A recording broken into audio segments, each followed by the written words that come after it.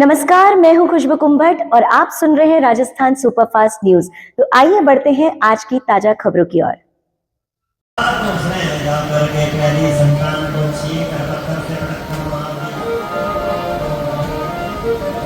एक एक करके 6 मार 6 को बन गया। अब साथ में भगवान शंकर से पाए हैं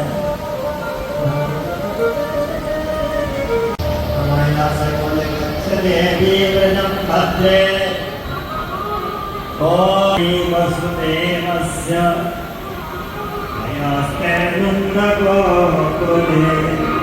देवी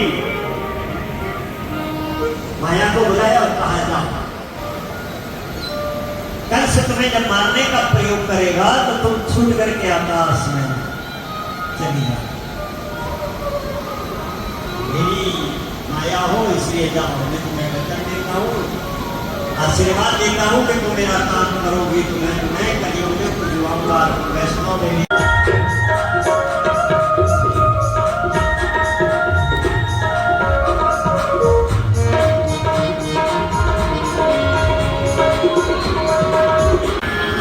महाराज ने देखा छुपा लो इसे ऊपर छुपा लो।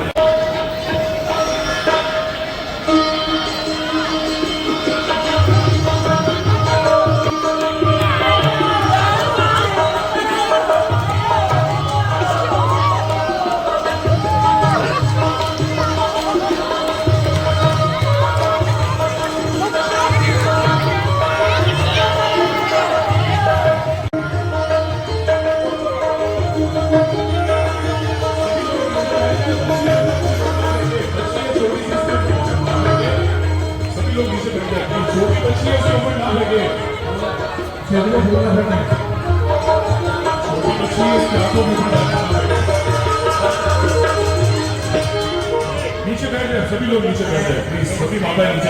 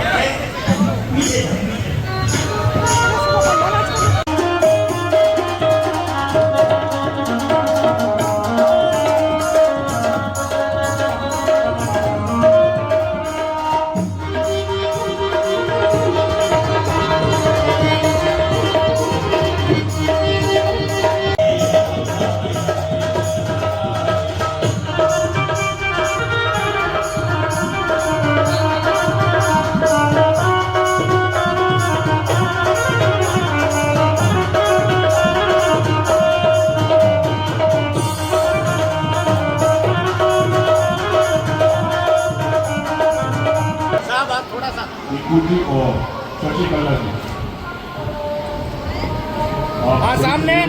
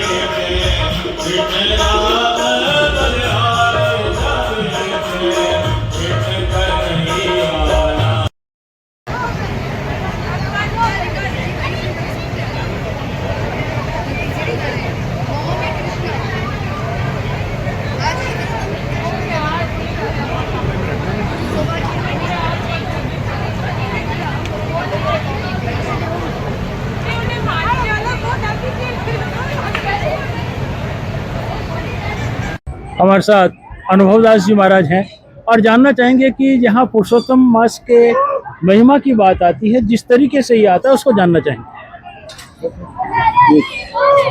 पुरुषोत्तम मास का महीना चल रहा है अभी। इस मास में ऐदक मास भी कहते हैं, भगवान विष्णु का ऐदक महीना है। इस महीने में सारे कार्य होते हैं, भगवान के जो कथाएं, कीर्तन, सत्संग, जो भी कार्य इस मास में जो करते हैं वो अधिक से अधिक होते हैं। अधिक जैसे प्रहलाद जी को जब हिरण्याकश्यप ने लिया था, प्रहलाद जी के साथ कष्ट आया, संकट आया, तो जब हिरण्याकश्यप ने उनके साथ युद्ध हुआ तो भगवान ने अवतार लिया। विष्णु भगवान अवतार लेके कहा कि भाई क्या चाहता है कि दिन नहीं रात नहीं, रात नहीं मरूं, दिन न मरूं, और न मैं संध्या में मरूं, न मैं धरती पे, न आकाश में, न अस्त्र से न शस्त्र से। तो भगवान ने कहा तो फिर क्या कि न मैं 12 महीनों में एक ही महीनों में नहीं मरूं। तब भगवान को गुस्सा आएगा, अच्छा तू इतना चाहता है तो चल तेरे लिए एक महीना मैं अलग करूंगा। तो वो कौन सा महीना होगा? तो वो पुरुषोत्तम मास होगा। वही पुरुषोत्तम मास ये अभी अपना चल रहा है। इसी मास में आज देखो ललित जी थानवी ने यहाँ भागवत का सप्ताह का यज्ञ कराया। इतना बड़ा यज्ञ है सप्ताह यज्ञ। इससे यज्ञ के ये एक तो यज्ञ होता है वो जिसमें आहुतियाँ दी जाती है, और ये 7 दिन का यज्ञ है। इस यज्ञ में 7 दिन तक बड़ी बड़ी आहुतियाँ हो रही है। इतने लोगों के कानों में जो श्रवण जा रहे हैं, आज ये इतना पुण्य ये आयोजक समिति कर रही है। ऐसा कार्य बहुत सराहनीय है। इन लोगों ने बहुत भाविक होके तन मन धन से और महाराज श्री को उज्जैन से बुला के ऐसा आयोजन कराया। ऐसी समिति को, ऐसी आयोजक समिति को बहुत बहुत साधुवाद, बड़ा आशीर्वाद। भगवान विष्णु भगवान के ऊपर प्रसन्न रहे, महालक्ष्मी की बड़ी कृपा रहे।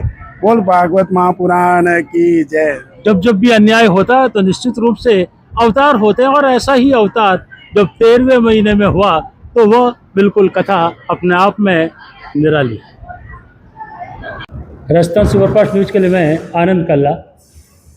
पुरुषोत्तम मास चल रहा है, जगह जगह कथाएं हो रही है, और जोधपुर के लिए भी एक विशेष आयोजन जो महालक्ष्मी स्कूल में जालोर गेट के भीतर हो रहा है, और जहां महामंडलेश्वर के रूप में उज्जैन में जहाँ पीठाधीश्वर जो पधारे हैं, और शांति स्वरूप आनंद जी गिरी जी महाराज, क्योंकि जब गिरी जी की बात आती है तो महिमा बिल्कुल अलग हो जाती है।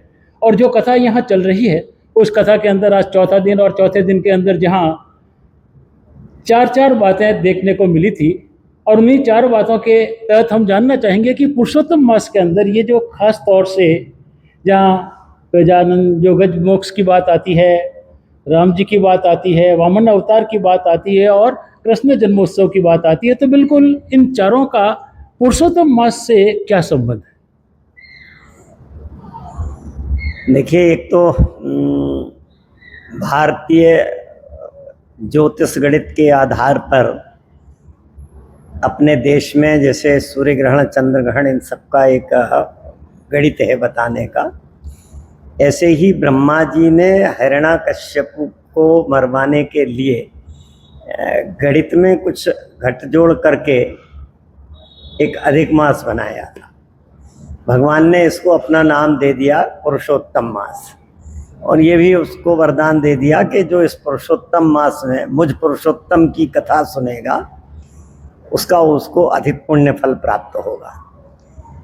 तो देखिए, ऐसे तो हम लोग ऐसा मानते हैं कि लोभ वचन है, भय वचन है, यथार्थ वचन है।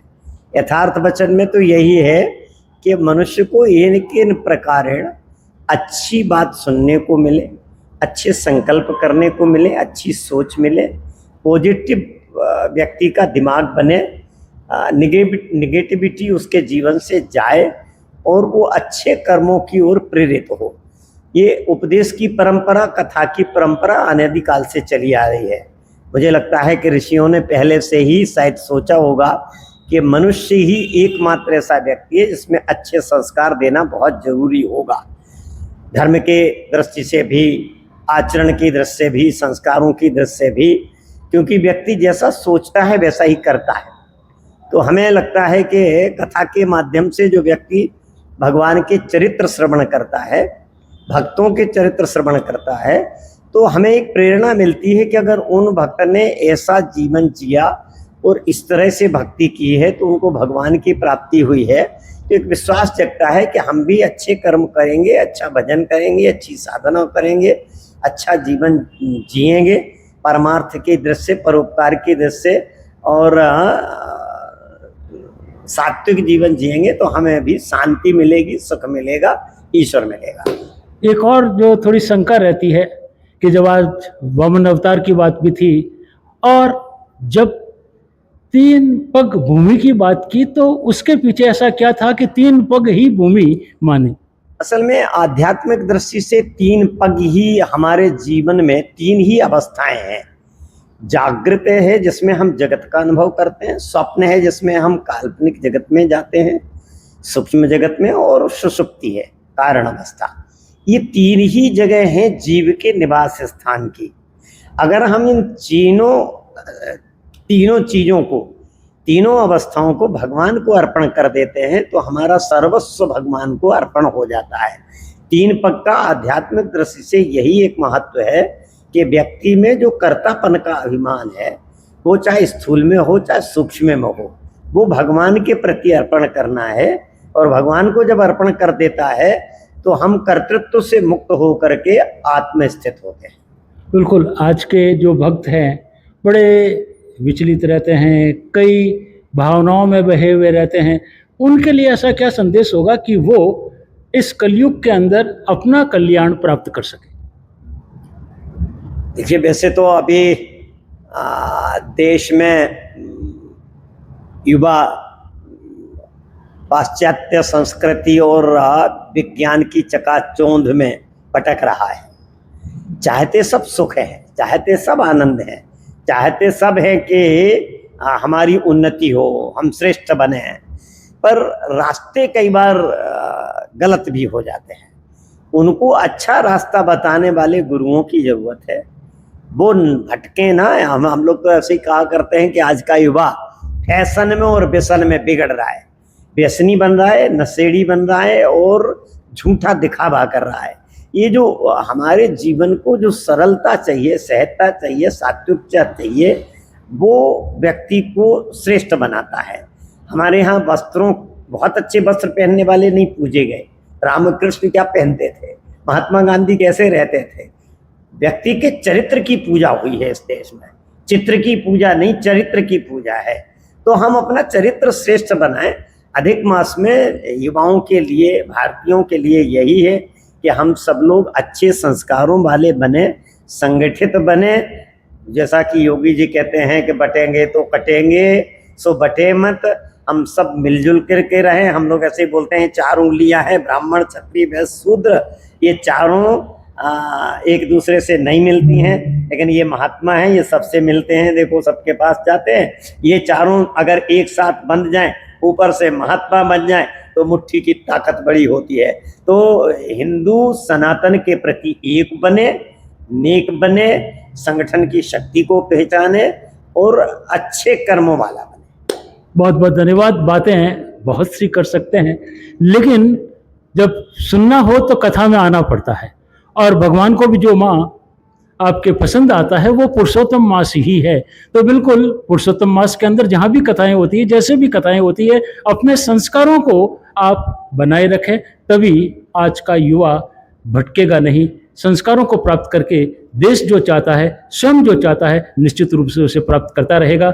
हम बिल्कुल हमारे चैनल के माध्यम से ऐसी ही जानकारी आप तक यूं ही पहुंचाते रहेंगे। कोई भी आयोजन बिना संयोजकों के संभव नहीं होता, और बिल्कुल हमारे साथ संयोजक मंडल के लिए पूरी टीम जुटी हुई है। जिस तरीके से ये कार्यक्रम आयोजित हो रहा है, ये जो कार्यक्रम की जो शुरुआत हुई, स्वामी जी यहाँ पधारे, इसके बारे में जानना चाहेंगे।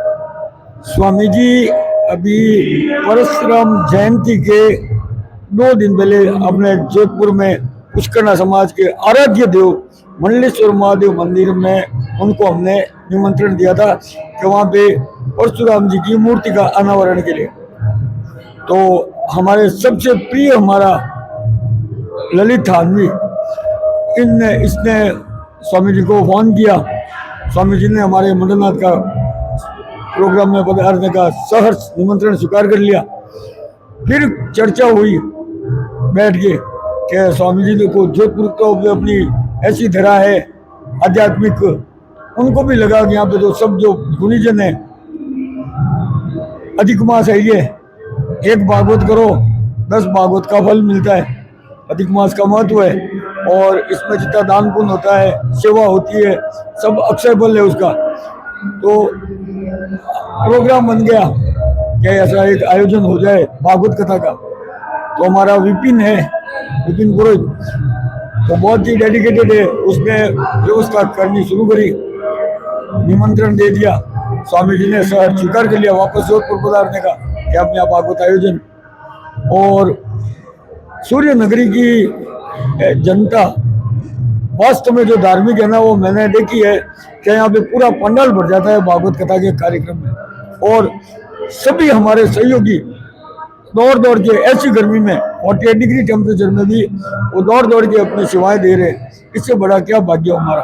बहुत बहुत धन्यवाद। बिल्कुल, जहाँ ललित जी थानवी भी हमारे साथ है, जिस तरीके से ये कार्यक्रम हो रहा है, दिन भर जहाँ कथा चलती है, शाम को जहाँ भजन संध्या होती है, उसके बारे में जानना है। पूरी टीम दौड़ रही है हमारी, और वही सबके सहयोग से ये सारा काम हो रहा है। बिल्कुल, भजनों के लिए हम जानना चाहेंगे कि शाम को जो भजनों के लिए जो पार्टियां आ रही है, जोधपुर की जानी मानी पार्टी आ रही है, उसके बारे में जानना चाहेंगे। तो ये स्वामी जी को भी बहुत भजन के बहुत शौकीन है, इनको भी बहुत अच्छा लगता है।